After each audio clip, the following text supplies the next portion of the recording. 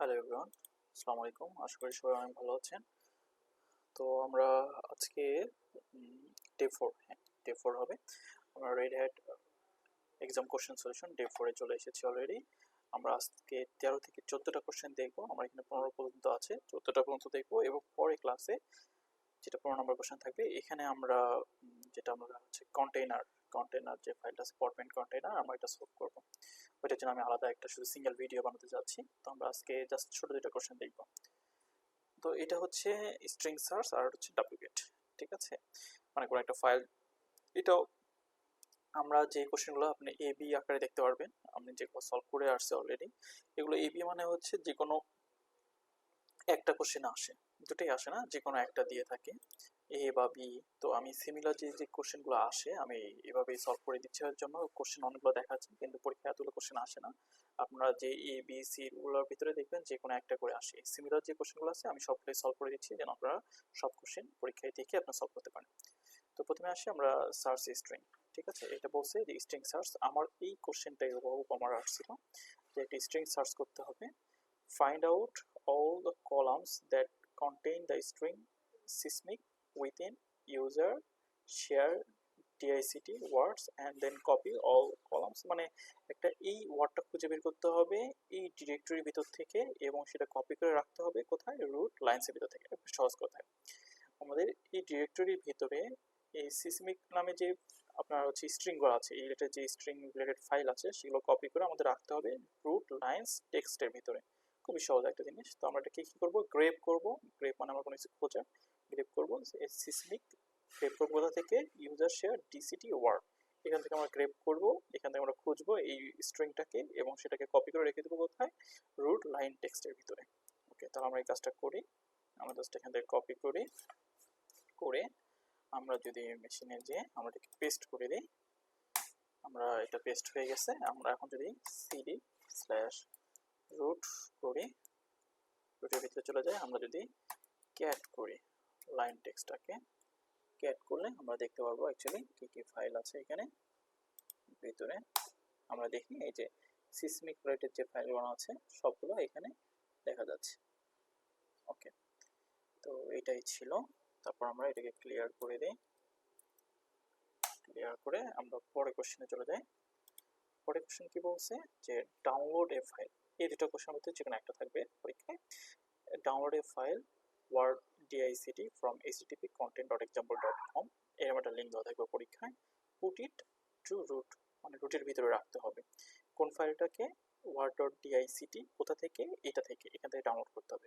Copy the line from root DICT ও directory, যার ভিতরে কি থাকবে, মেইল থাকবে। মানে এই ডিরেক্টরির ভিতরে মেইল রিলেটেড যে ফাইলগুলো থাকবে যেটা আমি ডাউনলোড করবো, এখানে মেইল রিলেটেড যে টেক্সটগুলো থাকবে সেটাকে কপি করে আমরা রাখবো কোথায়, রুট স্টোর ডিআইসিটি। এই জিনিসটাও সেম, একবার যেভাবে ডাব্লু গেট করে আমরা http://content.example.com দিয়ে আমরা যেই ফাইলটাকে ডাউনলোড করতে বলছি স্ল্যাশ দিয়ে আমরা এই ফাইলটার নাম দিলে আমরা ফাইলটা ডাউনলোড হবে। তারপর আমরা গ্রেপ করবো কি, এই যে ওয়ার্ড ডিআইসিটির ভিতরে মেইল নামে যে ফাইলগুলো আছে, যখন এটা ডাউনলোড হয়ে যাবে গ্রেপ করে আমরা রেখে দিব রুট স্টোর ডিআইসিটির ভিতরে। খুবই সিম্পল একটা জিনিস। তারপরে কোশ্চেনটাতে আমরা আসি।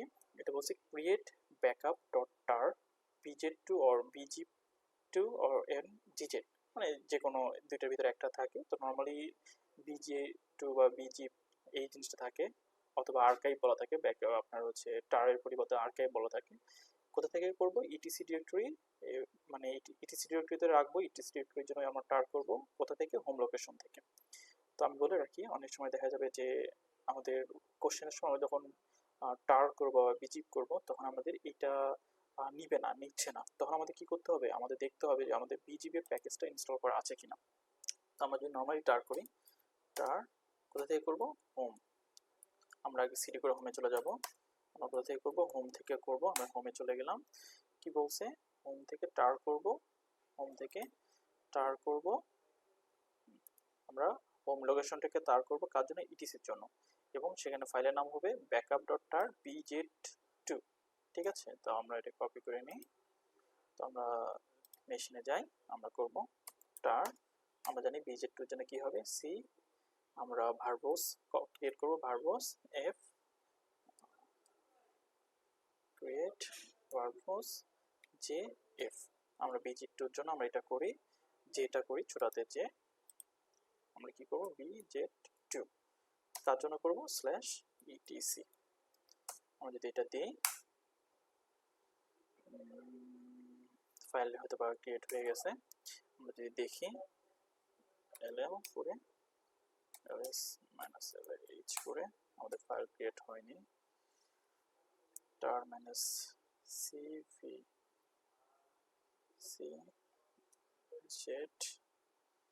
vfp যদি দিই তারপর কোথাও একটা সমস্যা করছে। ও সরি, আমরা ব্যাকআপ /home দিইনি, সরি আমি এটা স্কিপ করে গেছি, আমি ক্লিয়ার করিনি। ক্লিয়ার আমরা কোথা থেকে করতেছি, আমি জিনিসটা ভুল করে ফেলেছি, সরি। এটা হচ্ছে আমাদের হবে, এটা হবে /home/backup। আমরা হোম লোকেশনে আমরা ব্যাকআপ নামে একটা ইয়ে করব, home/backup tar etc bz2। তারপর সমস্যা করছে broken by bz2 ll যদি করি আমরা দেখি আমাদের টার ইয়া করা আছে কিনা, yum install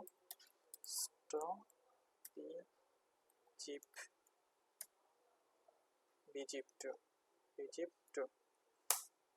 প্যাকেজ ইনস্টল করা আছে কিনা। প্যাকেজ ইনস্টল করা আছে, তাহলে এটা কেন হচ্ছে না। tar -cvzf/home backup /home backup tar bz2/etc কেন হচ্ছে না। যদি করি আমার এই মেশিনটাতে হয়তো কোনো সমস্যা করছে, আমরা অন্য একটা মেশিনে থেকে দেখে করি। পরীক্ষার সময় আপনারা এই জিনিসটা ফেস করবেন না। পরীক্ষার সময় যদি আপনারা দেখেন যেটা হচ্ছে না, আপনারা যদি দেখবেন যে টারটা ইনস্টল আছে কিনা। টার ইনস্টল করা থাকলে এটা কোনো সমস্যা হবে না। সিটি আমরা এটা কন্ট্রোল ডি দিই, কন্ট্রোল ডি। ওকে, আমরা নোট জিরো মেশিনে দেখবো যে এটা অ্যাকচুয়ালি হয় কিনা। আমরা আগে কি করব, আমরা সিটি করে হোমে চলে যাব, হোম, তারপর আমরা কি করব tar -cvzf/home হোমে আমরা কোনটা করব backup.bz tar.bzip2 নামে একটা ফাইল ক্রিয়েট হবে, কার জন্য /etc।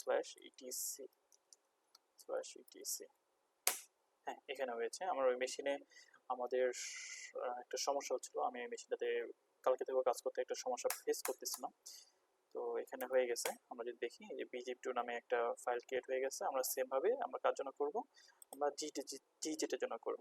gz এর জন্য আমরা কিভাবে করব, সেম ভাবে আমরা করব। জাস্ট আমাদের এখানে এসে আমরা জানি gz এর জন্য এখানে হবে z এবং এখানে হবে gz। নরমালি bzip2 দিয়েই থাকে, যদি কখনো gz থাকে আমরা সেক্ষেত্রে এইভাবে করতে পারি। আর যদি কোনো কারণে এটা পরীক্ষাতে ইনস্টলেশন হচ্ছে না, কোনো এরর আসতেছে, তখন আমরা কি করব, আমরা প্যাকেজটা ইনস্টল করব, yum install। আমরা দেখব bzip2 যে প্যাকেজটা আছে এই প্যাকেজটা ইনস্টল আছে কিনা। এটা যদি না থাকে আমরা এটা ইনস্টল করে নিয়ে দেন আমরা এটাকে ইনেবল করে আমরা এটা কাজটা করলে আমরা হয়ে যাবে। ঠিক আছে, তো আশা করি এটা সবাই বুঝতে পারছেন, এখানে কোনো কোশ্চেন নেই। হ্যাঁ, এই আমাদের দুইটা, একটা gz একটা bzip2, আমাদের দুটো ফাইল ক্রিয়েট হয়ে গেছে। আজকের ক্লাসটা আমি আর দীর্ঘায়িত করবো না, আমরা নেক্সট ক্লাসে কন্টেনার আমরা ফরম্যাট নিয়ে কাজ করব। তো আজকে ক্লাসে পর্যন্তই থাকবো, সবাই ভালো থাকবেন।